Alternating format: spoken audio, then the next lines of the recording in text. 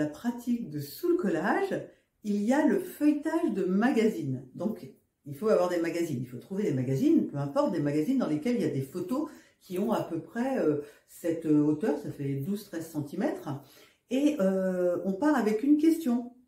Donc, par exemple, moi, le premier atelier que j'avais proposé, c'est celui de la relation avec l'argent. La relation à l'argent. Donc, je vais partir avec cette idée de relation à l'argent. Quelle est ma relation à l'argent? Et je vais feuilleter des magazines et je vais me laisser happer par des images. Et par exemple, je ne sais plus d'ailleurs où est ma carte de l'argent. Et donc, quand j'ai commencé à feuilleter les magazines, tout de suite, il y a cette image de fond, puisqu'il s'agit de trouver une image de fond qui a attiré mon regard. Je ne sais pas pourquoi, mais le sous-collage consiste à se laisser happer par les images. Donc, j'ai sélectionné une première image de fond qui correspondait de façon intuitive, c'est-à-dire c'est mon inconscient qui agit, donc je ne suis pas consciente des raisons pour lesquelles j'ai choisi cette image, il n'y a pas de rationalisation. Et donc, je choisis une image de fond. Et puis ensuite, je reste toujours avec cette idée de l'argent, mais c'est vraiment de façon comme ça, un petit peu flottante. Et je vais chercher des images à coller par-dessus.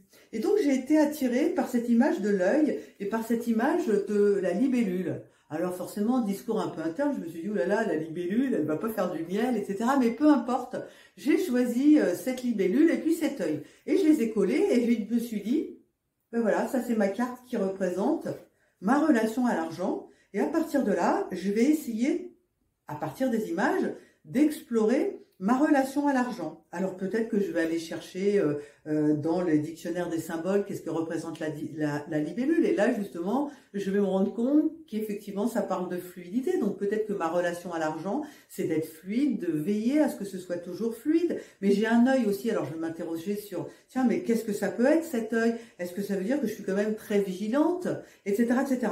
Donc en fait, le sous-collage, c'est tout ce processus de discussion interne avec les images pour faire remonter à la conscience des mécanismes inconscients. Et puis, le sous-collage, il consiste, dans une deuxième partie, à écrire dans un journal. Donc, en fait, je vais écrire sur le processus de création de ma carte, et là, je vais trouver des trésors.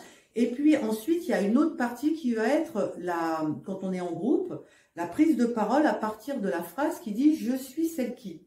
Alors, en fait, quand on est en groupe, je vais montrer cette carte et je vais commencer au groupe et je vais commencer à parler de façon très très spontanée de ma carte. Et alors je sais pas, c'est un peu comme l'écriture automatique, sauf que là je vais parler de façon très spontanée. Alors je suis celle qui, comme une libellule, va de fleur en fleur chercher le nectar, mais je veille quand même avec cet œil très très présent à regarder, à trouver de la lumière, des choses brillantes, etc.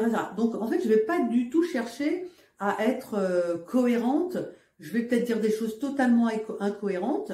Et en fait, dans une pratique de groupe, il va y avoir quelqu'un qui va jouer le scribe. Donc, en fait, le scribe va écrire tout ce que je dis.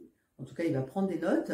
Et à la fin de ma prise de parole, va me lire ce que j'ai dit. Et là, il se passe des choses. Il se passe des prises de conscience, il se passe de la créativité parce que je vais me trouver à identifier puis à explorer des aspects de ma personnalité dont je n'avais pas du tout conscience. Enfin, il se passe des choses absolument incroyables quand on fait du sous-collage en groupe. Je pourrais en parler pendant des heures. Mais voilà, donc, est-ce que tu comprends un petit peu mieux ce que ça peut être que de faire des cartes de sous-collage ?